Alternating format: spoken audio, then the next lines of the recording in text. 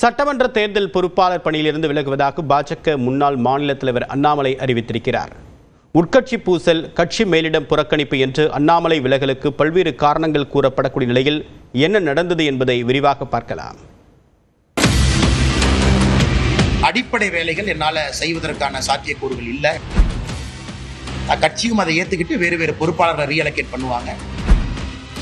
தேர்தல் நிற்பதா இல்லையா இதெல்லாம் செய்யணுமான்னு கட்சி சொல்லட்டும்னா.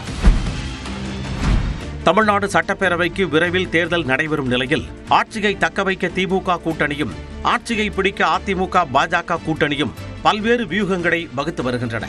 தேசிய ஜனநாயக கூட்டணியில் பாஜகவுக்கு எத்தனை இடம் கிடைக்கும் என்ற உத்தேச பட்டியல் கூட வெளியாகாத நிலையில் 234 தொகுதிகளுக்கு 72 தேர்தல் பொறுப்பாளர்களை மாநில தலைவர் நயினார் நாகேந்திரன் நியமித்தார். இதில் முன்னாள் மாநில தலைவர் அண்ணாமலைக்கு சிங்காநல்லூர், மதுரை தெற்கு, ஸ்ரீவைகுண்டம், விருகம்பாக்கம், பத்மநாபபுரம், காரைக்குடி ஆகிய 6 தொகுதிகளின் பொறுப்பு ஒதுக்கப்பட்டது. அதிமுகவுடனான கூட்டணி உட்பட பாஜக தேசிய மற்றும் மாநில தலைமையின் பல்வேறு முடிவுகளால் அண்ணாமலை தொடர் அதிருப்தியில் இருந்ததாக தகவல் பரவிய நிலையில் 6 தொகுதிகளுக்கு மட்டும் பொறுப்பாளராக நியமித்தது அவரை அதிருப்தியில் உச்சத்திற்கு தள்ளியதாக கூறப்படுகிறது. ஏற்கனவே மாநில தலைவர் நயினார் நாகேந்திரனுடன் தொடக்கம் முதலே மோதல் இருந்து வந்ததாக கூறப்படும் நிலையில் மாநில தலைவராக இருந்த தன்னை குறுகிய வட்டத்திற்குள் அடக்கியதால் தேர்தல் பொறுப்பாளர் பணியில் இருந்து அண்ணாமலை விலகியதாக கூறப்படுகிறது. தந்தையாருடைய உடல்நிலை அவரை பார்த்துக்கணும்.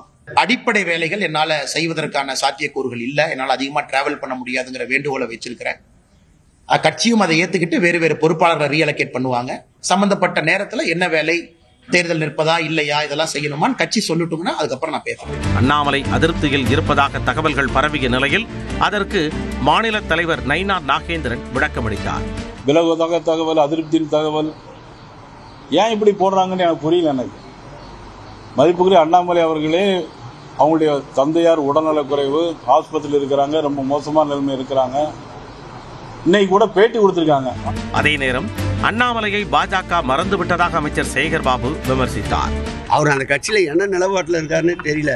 இன்னைக்கு கூட ஒரு 6 சட்டமன்ற தொகுதிக்கு அவரை பொறுப்பாளரை போட்டால் வேணான்றாரு. அந்த கட்சி வேணும்னு சொல்றாரா, அந்த கட்சி வேணான்னு சொல்றாரான்னு தெரியல. அவர் அந்த கட்சியே மறந்துச்சு. அப்புறம் மக்கள் மத்தியில் அவர் சொல்ற கருத்துக்கள் எங்கிருந்து ஈடுபடும். எனினும் தேர்தல் நேரத்தில் அண்ணாமலையின் முடிவு மாறலாம் என மூத்த பத்திரிகையாளர் ராமகிருஷ்ணன் தெரிவித்தார். மிக கடுமையான ஒரு விரக்தியிலையோ இல்லாட்ட இதுலயோ இருந்தார் என்றால் அவர் அந்த கட்சியில் அவர் தொடர வேண்டிய ஒரு அவசியமோ அவர் கட்டாயமோ இருப்பதாக நான் உணரவில்லை. நிலைப்பாடுல அவர் மாற்றிக்கொள்வார் என்றுதான், அதை மாற்றிக்கொள்வதற்கான வாய்ப்புகள் அதிகமாக இருப்பதாகத்தான் நான் உணர்கின்றேன். நயினார் நாகேந்திரனுடனான இணக்கமற்ற சூழலே அண்ணாமலையின் இந்த முடிவுக்கு காரணம் என மூத்த பத்திரிகையாளர் சிவப்பிரியன் குறிப்பிட்டுள்ளார். அதிமுகவை குஷிப்படுத்துவதிலேயே நயினார் அவர்கள் முழுவீச்சாக செயல்படுகிறார். அண்ணாமலை அவர்கள் கட்டமைத்த கூட்டணியான அந்த என்டிஏவை அவர் கண்டுக்கல. ஓபிஎஸ் வெளியில போறதுக்கு காரணமா இருந்தாரு, டிடிவி தினகரன் அவர்கள் வெளியில போறதுக்கு காரணமா இருந்தாரு.